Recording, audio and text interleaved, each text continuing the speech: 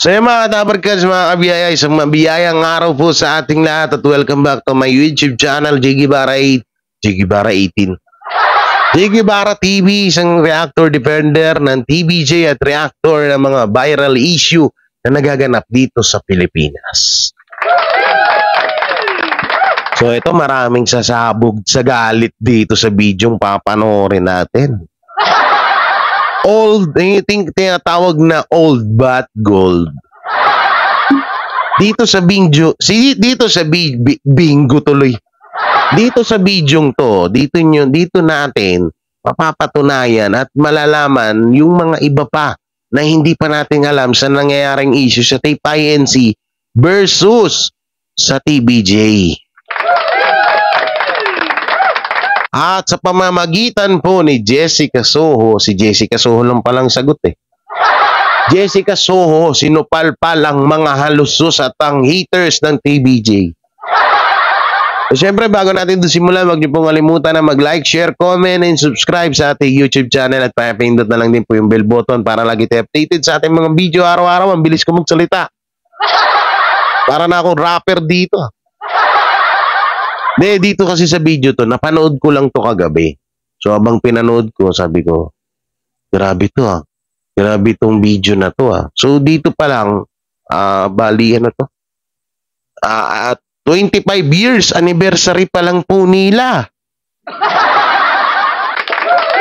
No, ibig sabihin, sobrang tagal na ho nitong video na to. At dito, ni minsan, hindi nagkamali ng sinabi ang Tito Vic and Joey. At dito nyo rin ito rin yung isa sa mga patunay na ang Tito Vic and Joey talaga dapat ang magmamay-ari ng Itbulaga at hindi ang Tape INC or ang halusos or ang bulastong. Ano ba? Bulastong? Ano bang ano yun? Bulutong. Oo, hindi sila dapat yung humawak ng titulong Itbulaga kundi ang TVJ. Dahil dito sa bidyong to, 25 ilang years na? 25 plus 40 ilang taon na, 2 dekada na. 2 dekada na pong nakalipas, no? To sinasabi ko nga old but gold. No, so dito rin, no, dito niyo rin maano yung mga pag-uugali ng Tito Vic and Joey, yung mga binabato ngayon na kesyo si Joey De Leon ay bastos daw. Vic Soto ay babaero daw. Tito Soto, masama daw gali. So dito natin mapapatunayan yun na hindi totoo lahat yun. At dito napakaganda itong panoorin natin na video. At dito rin nyo, no? Dito rin natin mapapatunayan na noon pa naman na yung katulad dun sa mga issue na yung hindi sila pinapasahod, nandito rin. Diba? At yung mga nangyari pa. At yun nga lang, may isa lang akong video rito na napansin. May isa lang ako dito sa video na to, may napansin ako dito sa sinabi nila na medyo, sabi ko, sayang. Sayang bakit nawala yun. Dahil kung nandun yun, yung ano na yun, napakalaking katibayan or napakalaking ebidensya yun. At baka nga hanggang ngayon, kung nandyan pa yung, kung hawak pa ng TVJ yung sinasabi kong nasayang na yon, baka nga hanggang ngayon wala nang kaso-kaso, baka sila na talaga gumagamit ng Itbulaga. No? So ito po yung video, panoorin natin. Sana hindi tayo ma-chupulangkot baby ko mo ng Jessica Soho. Kasi minsan nakaka-copyright tayo guys eh. O kaya minsan nililiitan ko na lang. Pero i-zoom nyo na lang dyan ha. Kayo na mag-adjust. Pagpasensyahan nyo na ha. Kasi baka mawala channel natin. Kawawa naman, Jiggy Bara. Ala na pagkain. Apapayat na. Oo, kasi kinaka-copyright tayo. Kaya kadalasan, pasensya na ho kayo. May kita nyo, may yung mga video natin, lalo sa Tape INC, kakapal na mukha nyo, kinaka-copyright nyo kami palagi. Okay, naka-copyright nyo nila, lalo yung galing po dun sa channel ng Itbulaga, yung 5 million subscriber. Okay, naka-copyright nila. Tapos sa Showtime, ganun din. Sa TV5 naman, siguro lahat naman din naman na ng mga noon time show ganun. No? Kasi nakaka-copyright din ako minsan sa TV5. Kinaka-copyright din ako pag sobrang laki ng video natin. Kaya minsan tinatakpan ho namin. Kaya sana konting unawa na lang ho sa katulad namin mga reactor, no? Kaya takpan namin para hindi kami ma-copyright. So ito po yung video, panoorin natin.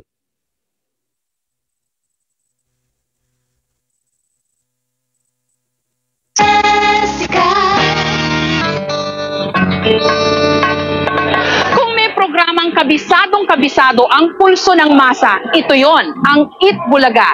At 25 taon na natin silang kasalo sa pananghalian. Wait nga lang, ayusin natin yung video para mas malaki. So yung mga Dabarkads, mas malaki siya mas maganda panoorin. Sana hindi tayo makapiright. Tatlong pangalan ang matingkad hanggang ngayon, ang mga itinuturing na haligi ng Eat Bulaga, sina Tito, Vic, and Joey. Dakilang mga sidekick sina Tito, Vic, and Joey nung nagsimula sa telebisyon. Kailan ho kayo uli nabuo? Discorama, Channel 7. Kaya officially, ang Tito Big Joey, sinilang sa Channel 7. Isang araw, isang alok ang dumating. Parang sugal to eh. Sabi namin, tanggapin na natin. Sige, tinawagan namin sabay. Tapos sabi namin mag-meet sa parking area ng Intercon. Doon nagkapirmahan ng kontrata. So, wala si Big Nung sa opisina ko eh. Tayong dalawa lang. Basta sa mga presyo kasi sila eh. Tinataga ako. Wala. Tayong dalawa lang sa opisina ko eh. Hanggang hulong 1970, unang umere ang Eat Bulaga sa Channel 9. Si Joey ang nakaisip ng pangalan ng show. Di ba? Pag may nilalaro kang, uy, Eat Bulaga. Sa kasamaang palad, hindi na itago ang mga lumang tape ng programa. Ito na ang pinakaluma. Ayun yung sinasabi ko na sayang. Na hindi naitago ng Tito Vic and Joe yung unang-unang nilang ere noong 1979 sa Eat Bulaga. Sabi ko sayang, di sana isa sa mga ebidensya. Isa sa malaking ebidensya sana yun na pang sampal sa tape INC. Sana yun, no? Sayang lang. Kasi mga panahon na yun, wala pa talaga mga ganyan, 1979. No? Kung kailan yung itinatag nila ang Eat Bulaga, no? Wala pa tang mga camera halos noon, social media, wala pa lahat yan eh.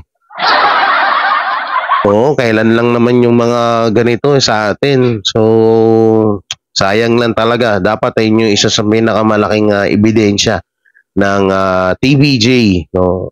So ito, tuloy natin yung video. Ito na yung video. August 7, 1982, number 1 na noon ang programa. We are celebrating our 3rd birthday. So, naalala niyo pa yung, kumbaga, hungry years ng Eat Bulaga? Oo, definitely. Sumweldo po ba kayo? May isang taon kaming hindi sumasweldo. Kami sa minsan, there was one time na sisweldo kami after a long time. Ay, naku, ganda niyan. Yung may dala nung sweldo namin na cash, naiwan sa taxi. Naiwan sa taxi, totoo yan.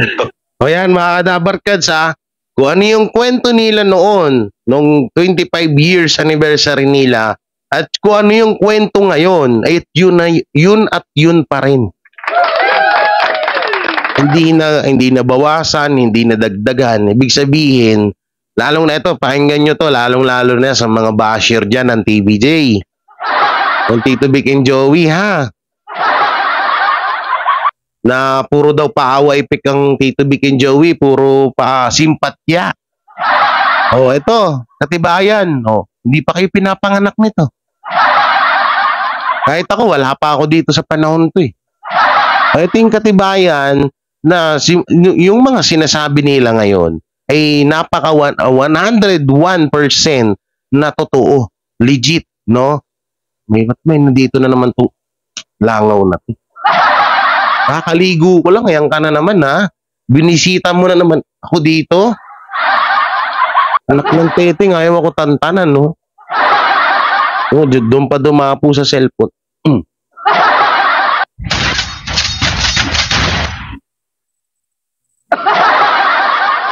Yan, dyan ka na lang. Huwag ka nang lumapit dito, no? So yun, no, mga Dabarkads. Nawala tuloy ako. Visit na lang ako to eh. No? doon yung mapapatunayan na ang Tito Vic and Joey ay hindi nagsisinungaling, hindi gumagawa ng kwento, hindi nag-iimbento ng kwento, no? Dahil lahat ng sinabi nila noon at ngayon ay iisa lang. Walang iba. Ito yung sinasabi na walang sahod, ilang taong walang sahod, diba? Tapos nadagdagan pa ng nadagdagan, off-cam, di nila sinasabi, diba? Ayun yung kinahangaan ko dito sa Tito Vic and Joey. Hindi sila nagdagdag bawas. So tuloy natin video. Talagang buhay pa yung taong yun sa awa naman ng Buhay. Dahil hindi namin nakita. Dahil kung nakita namin, napatay namin.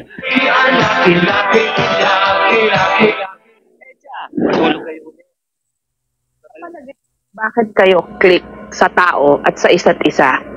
Hindi kami maarte kasi. Natural. Basta kung ano yung tunay, kung ano yung what you feel, you say it. Ganun. Alam mo ba na ito, magagandang lalaki lang kami talaga. Sa mula sa pool, hindi kami nagme-makeup sa Itbulaga eh. Meron Ito ngayon? makeup ba yun? No? Nag-aalis lang kami ng ng langis sa mga tuka namin. Kaya ginagano na, yan, makeup na yan. Yun ang naging iba ng Bulaga sa student canteen. Student canteen, decente talaga. Formal. lumabas kami. Parang alternate, Okay ito mga mukhang dukha ito, dito tayo. Ang dami dukha sa Pilipinas. Ano bang, eto, nakapambahay ako. Sila, Joey, nakapambahay din, okay.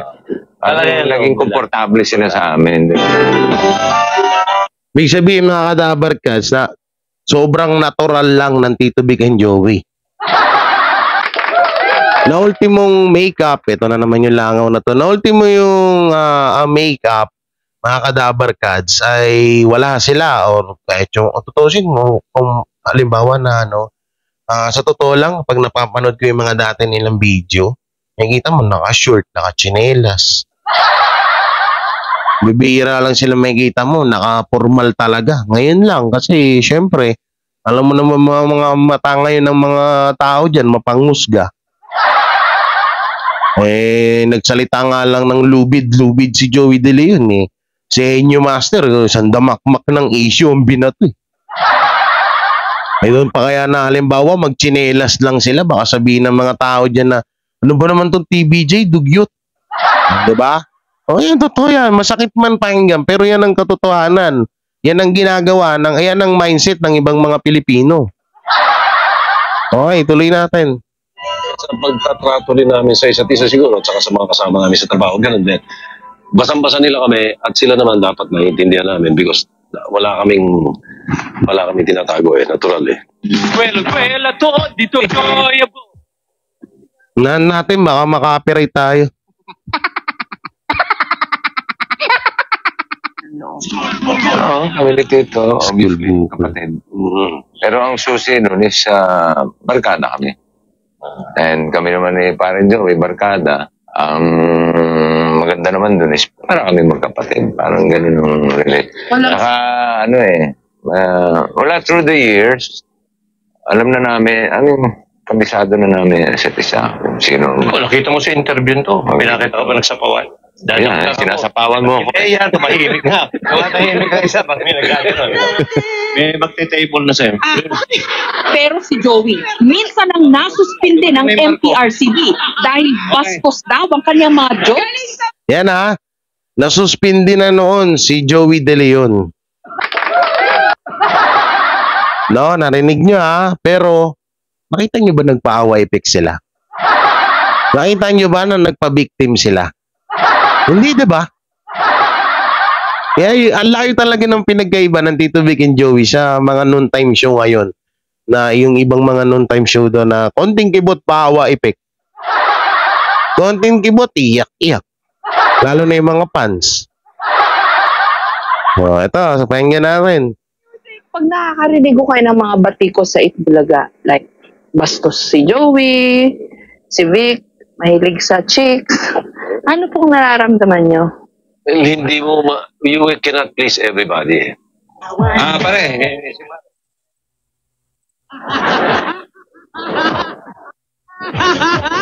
Ibig mo sabihin, meron na naman ako anak eh. Sinabing bastos si Joey. Totoo naman eh.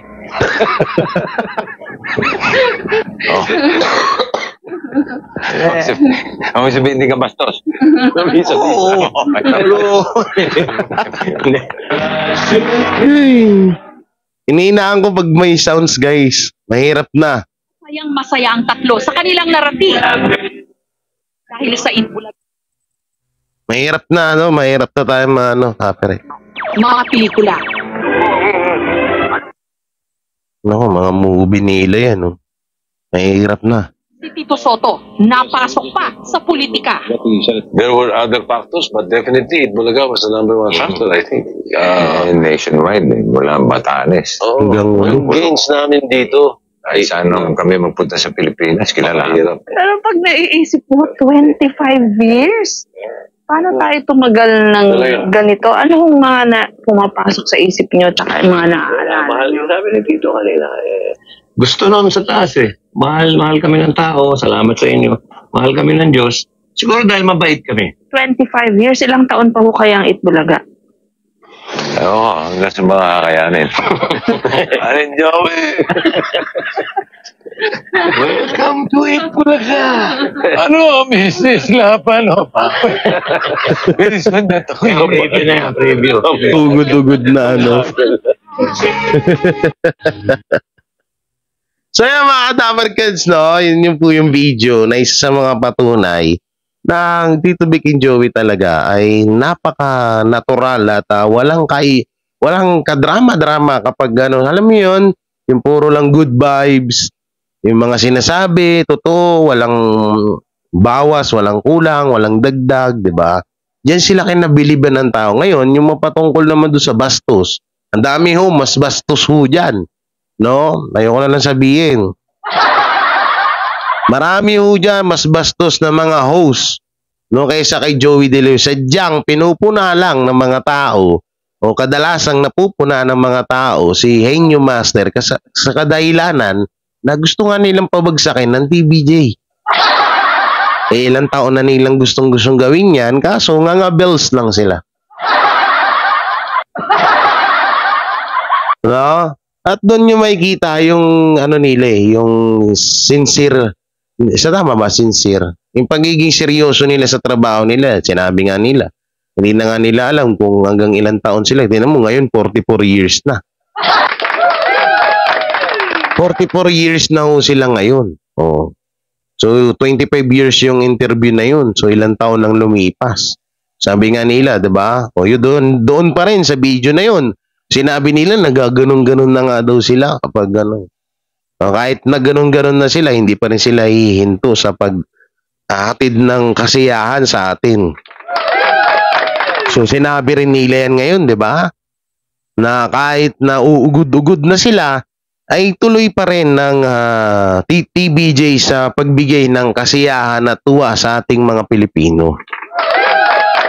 Kaya siguro din isa rin na kaya tinangkilig din sila ng mga tao dahil sa kanilang personalidad at yung pagiging totoo nila.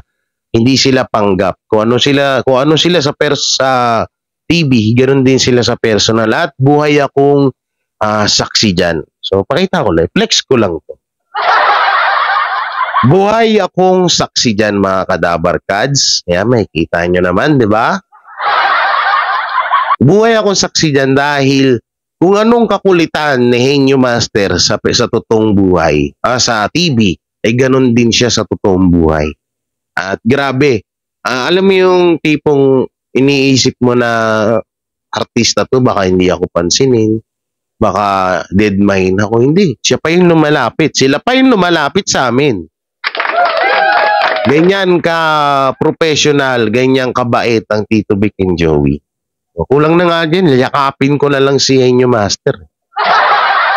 Tsaka, ito pa, isa sa mga napansin ko, yung sinabi ni Henyo Master na kaya kami nagustuhan ng tao bukod sa pogi kami. Ito ang groupings, lalo to si Henyo Master, Tisoy. Si Bossing Vic Soto at si Tito Soto, para silang mga alam niyo yung lahi ni Pia Wurzbach, parang ganun. Parang ganun yung lahi yung nila, kutis. Si Henyo Master naman, siya? Para siyang foreigner, para siyang Amerikano, sobrang puti, tisoy. Tapos ang yung tindigan nila, alam mo yun, kahit may mga edad sila, yung tindig nila, talagang straight pa, yung lakad, walang problema. No, si Henyo syempre siguro talaga may yung mata nila medyo malabo na, kaya syempre may edad na rin. 76, 74 na ba si Henyo Master? Joey De Leon, nakalimutan ko ha. Huwag niyo ako i-bash ha. Doon namin lalong talagang lalo kong sinuportahan at lalo kong kinahangaan ng Tito Vic and Joey dahil napakawala talaga nilang arte sa totoong buhay. Kung talaga makakasama at makaka-jamming nyo sila sa kahit isang araw lang. Alam niyo yung mga artista, makikitaan mo ng mga pa-fake move yan. Kahit na isang araw mo pa lang yan na nakakasama, makikitaan mo, malalaman mo sa isang tao kapag panggap o hindi. Ang Tito Vic and Joey, wala kang makikita ng ganun ni Katiting. No? Biruin mo yung appreciate nila sa amin, biruin mo yung pagtanggap nila sa amin. Alam mo yun, kahit na yung cameraman, shoutout sa cameraman yan ha, bibihira nyo lang kami sa TV5. No, hindi lang kami masyadong na-expose sa camera, pero sa off-cam, talagang nilalapitan kami. Yun nga lang, hindi tayo nakapag-picture kay Bossing Vic Soto at Tito Soto at sa iba pang mga Dabbercads kasi noong mga panahon na yun ay Sabado, syempre kinabukasan, Linggo, Peace Family Day. Kaya hindi tayo nagkaroon ng pagkakataon na magpa-picture kasi nga kapag off-cam, bababa yung mga tao, pila, talagang picturean, ang dami, hindi tayo makasingit sa laki kunto. Sisingit ako, ay nako. Kung singit-singit ako, balyahin ko yung mga nanay dun. Kung sa balyahan, pwede. Kaso siyempre, di ba, lalo't mga senior, yung mga nandun na nagpapapicture sa kanila, mga babae nagpapapicture, alam nga naman na bigla kang sumingit na lang. Kaya nag-aantay rin kami ng isa pang pagkakataon na pag mapagbigyan pa ulit kami na makapanood ulit doon or makasali sa mga palaro nila, napakalaking chance ulit sa amin yun.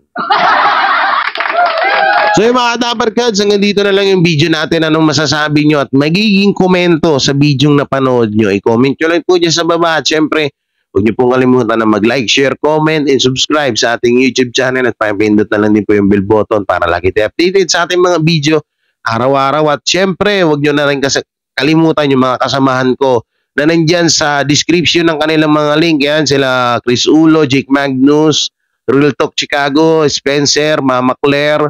Yan, sino pa? Tita Messi, Boy Sardinas. Yan, Ate Lalabs Reds Vlog. Yan, shoutout sa ate. Miss you. Oo, hindi na kita nakakamusta. Pasensya na, busy ang iyong kapatid. Sa lahat ng basher ko dyan, sige lang. Oo. Mambash lang kayo hanggat, alam nyo, yung mga pangbabash nyo, wala na sa akin yun. Tinagal-tagal ko ba naman na dito sa industriya ng YouTube?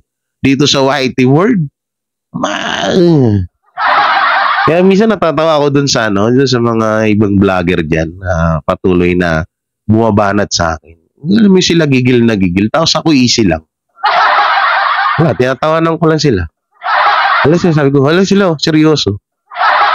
Munta nga. Kaya pakisuportahan po yung mga kasamahan ko at syempre yun, ingat po kayo palagi and don't forget to like, share, comment, and subscribe sa ating YouTube channel. Pindot na lang din po yung bell button. At yung join button po dyan kasi may mga nagtatanong, hindi ko na kayo isa-isa i-chat. Ito na yung kasagutan. Yung join button po dyan, kapag click nyo po yan is magbabayad po kayo 25 pesos. Yan po yung tinatawag na fan sign or isa sa kayo sa mga member sa mga fans ko. So sa halagang 25 pesos, napakalaking bagay. Halimbawa, 100 kayo. 100 kayong mag-join dyan sa join button ko. Hindi, napakalaking halaga na po yun. Malaking tulong na po yun para sa aking channel. At para sa akin, at syempre, kung natulungan nyo na rin yung pamilya. Kaya maraming salamat mga Dabbercads.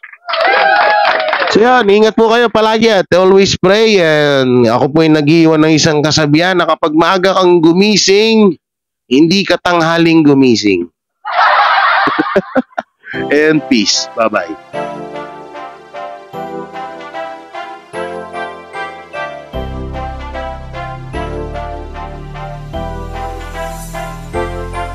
Masaya lahat kasama, lalo na ang PBJ.